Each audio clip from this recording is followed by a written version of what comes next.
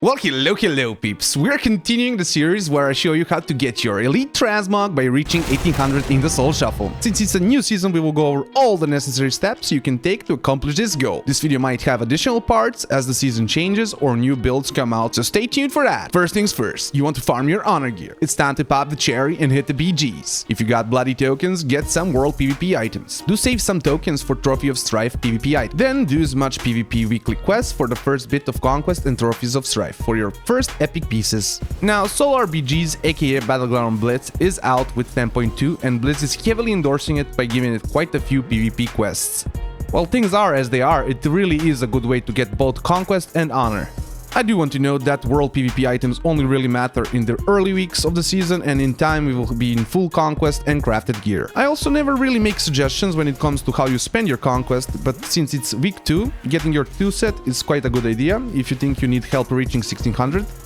Since at 1600 you can get a token for a free tier piece. Now that we got acquisition out of the way, I will shotgun you with the rest of the info. Cased overall, but some mastery is good. I probably got more than most since I plan to play Fury as well. Crafted items, I went for boots, and I'm thinking of getting the new dream embellishment somewhere with my next craft. I do want to know that realistically all you need is your honor gear, enchants, and possibly a single crafted item to start some soul shuffle. And don't worry too much about gear in the early weeks. If you make mistakes, you can fix them later anyways. Talents. For warrior it is quite simple, especially on the arm side. You pretty much have one point that you kind of move around. This is the meta build, and as always I advise you to look at every single point, right, to look why we are taking what. So we have one point here that you can kind of move around depending on, do you want some more cleave, some more single target damage, or do you want some more survivability, especially versus teams that have a lot of pets. Fatality just does not feel good anymore to me, so I would not be putting it here. I would be definitely going for either strength of arms or improved sweeping strikes if I wanted to be a little bit more offensive, right? Other than that, blunt instruments is like the only other optimization that we have.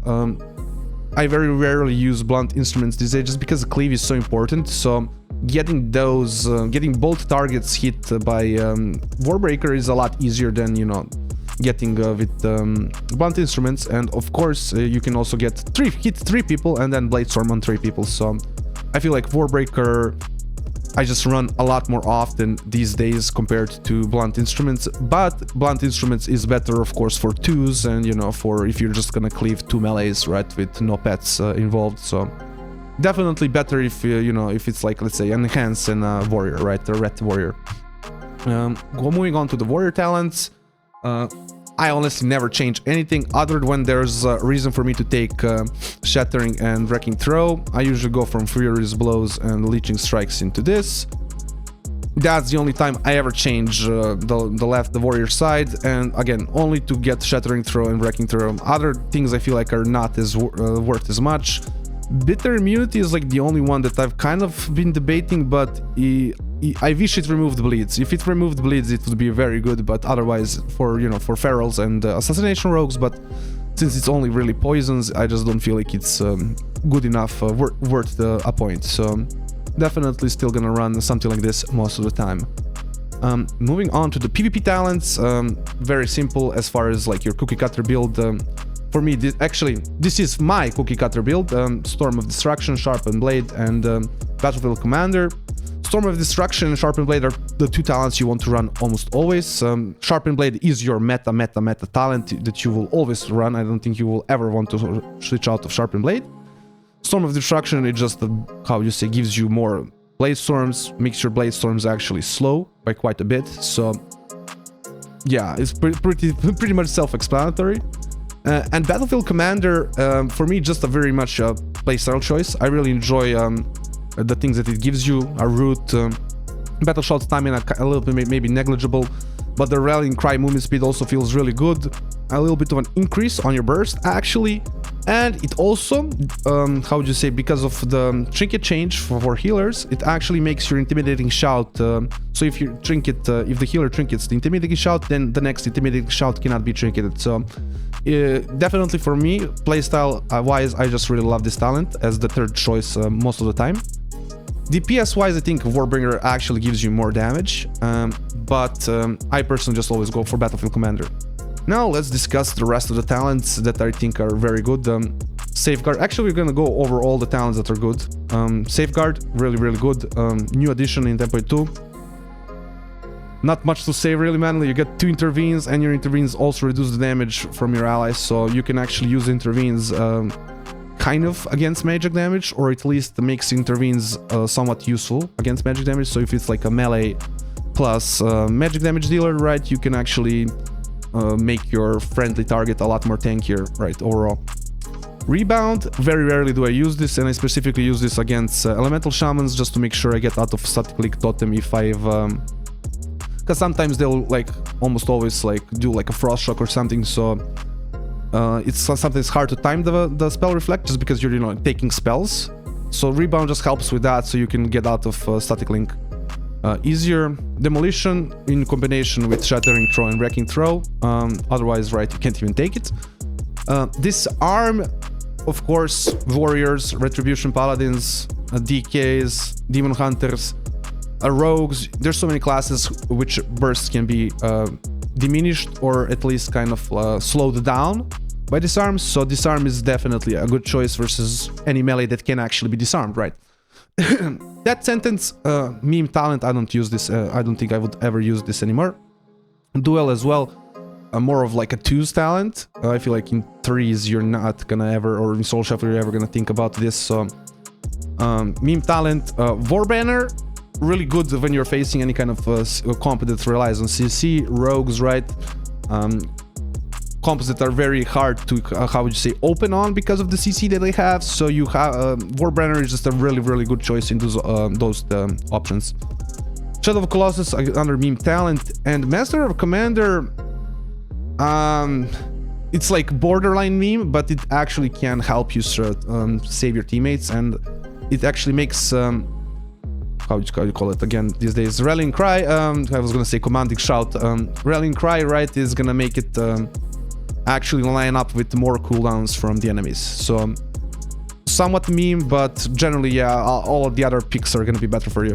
Now we come to the most important part in my opinion, which is training yourself for PvP. The basics of it being your burst and sustained rotations. You want to train these by going to my best friend, the target dummy. It might sound silly, but the most important thing is to have your damage come out without thinking, and so you can focus on the game. It is also solo shuffle, and being a big pumper will give you great success. Moving on to the sustained rotation, which for arms is quite simple. Keep your end up while following a simple execute mortal strike overpower priority. Use thunderclap in cleave and to dump rage. Because of the way our 2 set works, there is a lot of executed procs, so it's a good idea to use mortal strike after 2 executes. As usual, quite simple. Moving on to the mini burst rotation, charge in, get your bleeds up, 2 stacks of overpower, stun, Colossus Smash, sharpen, blade storm, big mortal strike into your sustained rotation. It's also good practice to use sweeping strikes before you start your burst, to make a damage cleave and cut down on globals. Disregard blade storm if you want to use it for a different purpose, like immuning CC, or you used it already. Moving to the full burst rotation, charge in, get your bleeds up, get 2 stacks of overpower, stun, Colossus Smash and sharpen, Dragon's Roar into avatar. Spin to win for a bit, then fire off your big mortal strike into your sustained rotation. Once the Hurricane buff comes down, you can Blaze Storm again if you have it, or if you don't have other plans for it. For me personally, Blaze Storm usually gets used earlier to immune CC and to get a better opener, while also having its cooldown come back earlier. Races? Are you racist? I'm not. That's why I never talk about this. But Gnome Warrior is best in slot. I mean, just look at it. Now for some tips and tricks while we watch some Soul Shuffle gameplay. Some of this might sound familiar to my concurrent viewers, but it needs to be mentioned. First off, defensive techniques. As arms warrior, you kind of have a lackluster survivability. Your general defense will come from ignore pain and impending victory, as these both are affected by dampening and they kind of start to lose power as the game goes. You will use this basically on cooldown, especially ignore pain. Although in Season 3, I must say I feel like the passive survivability is much better. Spell Reflect is an amazing ability, but it's really your only anti-caster ability and should be used to counter key abilities rather than just for defense. Die by the Sword is an immunity versus melee teams, while being a below average wall versus magic teams, so learn to use your mobility to avoid the most aggressive CDs of such teams. Using CC as a defensive tool to prevent enemy burst windows. Learning to Blade Storm CC goes and pre-casting defensive stance prior to getting CC'd. Of course, then using all of these skills together with Rallying Cry and Intervene to save your partners. Offensively, just make sure you're not using your stuff willy-nilly. That's my best advice. By that, I mean don't just use Warbreaker on CD. Check if you got bigger cooldowns coming, which might come before your next Warbringer. Try to always have CC to make your damage stick. And the last tip, check your talents. Something I'm a big criminal with sometimes, but it's quite important to try and min-max your PvP talents on arms. You have such a wide variety of good talents for different situations, with some great additions in 10.2. It is truly a waste to not take a second to think about what might fit better in what soul shuffle round. At this point, we can just focus on the match at hand, do a classical the good, the bad, and the ugly commentary. I also have to, I guess, mention that Demon Hunters and DKs are not yet nerfed, right? This is on the last week's patch, on the first week patch. I also am not following my tip where I'm not, like, checking. I don't think I'm checking every round the talents. Maybe I'm running here. Because remember, I think one time I reflect the spell, the static link, and usually I will pull out the, you know, the talent for it. Otherwise, just, yeah, basically kill the Elemental Shaman in this entire lobby while surviving the Demon Hunter and DK damage. When the Elemental Shaman is on my team, right, I'm gonna do my best to protect the Shaman, and my last pretty much round I'm gonna lose because I don't follow my main tip, which is switching talents depending on what you need. So, at this point, just, you know, we can talk about it, focusing the Shaman. DH is just pumping so hard, right? This Shaman as well is really good. Like, this Shaman as well was pumping really hard, so really hard round this time. Like, really hard to... Like, it feels very difficult to, when you're playing versus, like, a lot of damage. It always just feels like you're choking, right? So...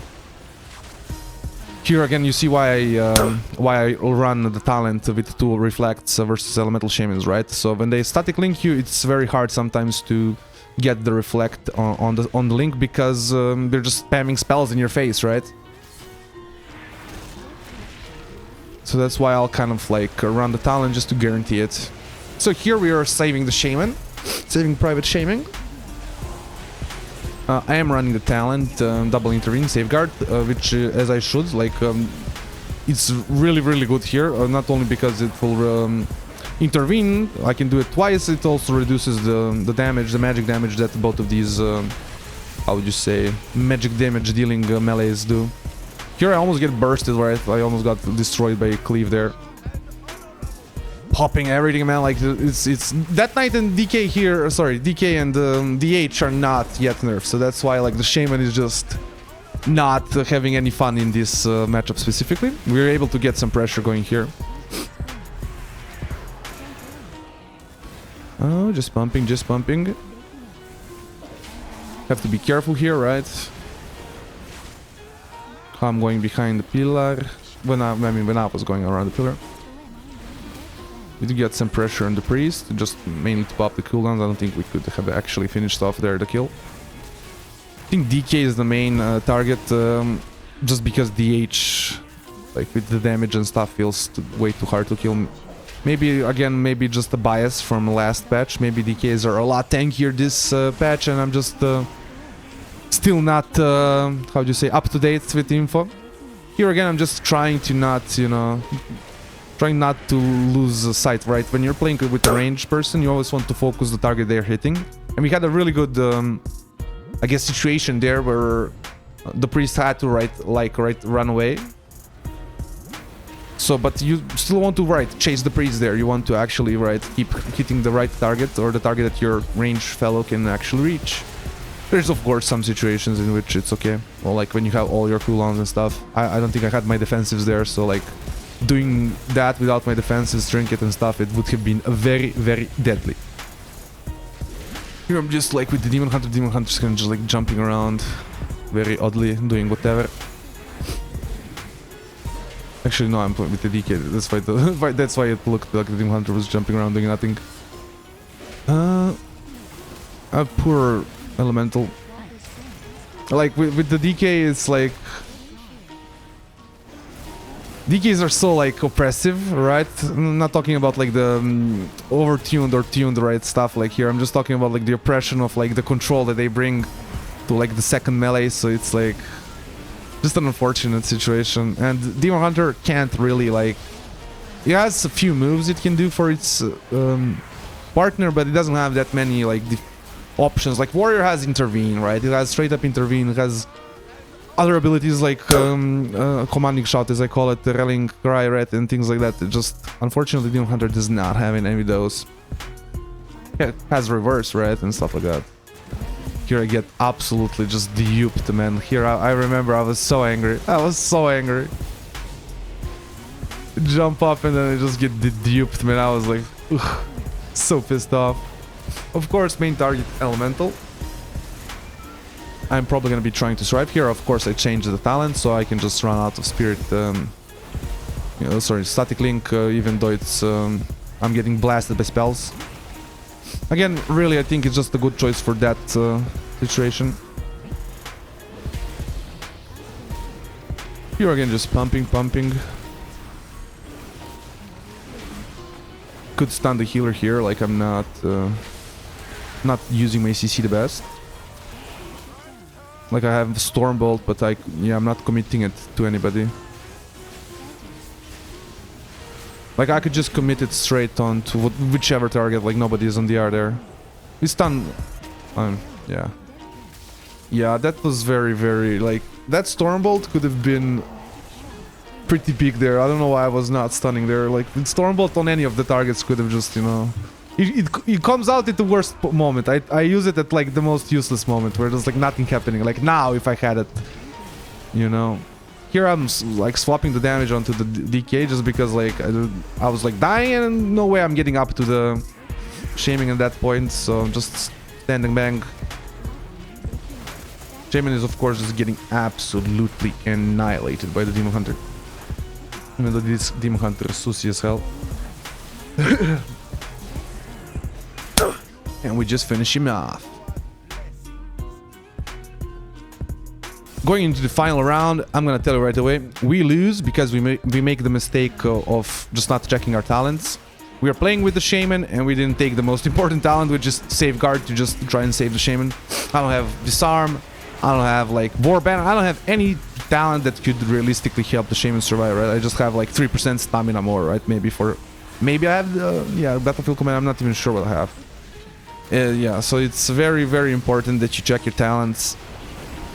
They make a huge difference. Like, yeah, I'm pretty sure we win here if I have Safeguard. Like, if I didn't, how would you say, yeah, make that mistake. Here just intervened because I saw Essence Break go out, but we actually got CC and stuff on, so that intervene actually is very bad.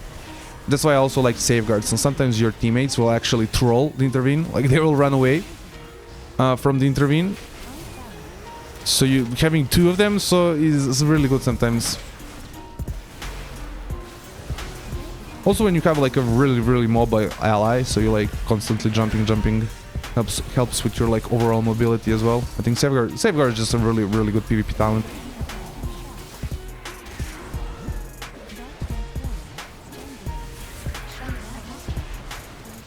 Well, peeps, I hope you've enjoyed another one of my 0 to 1800 guides. Next we will be doing Fury, so be on the lookout for that and more Soul Shuffle content. Again, I sincerely hope you enjoyed.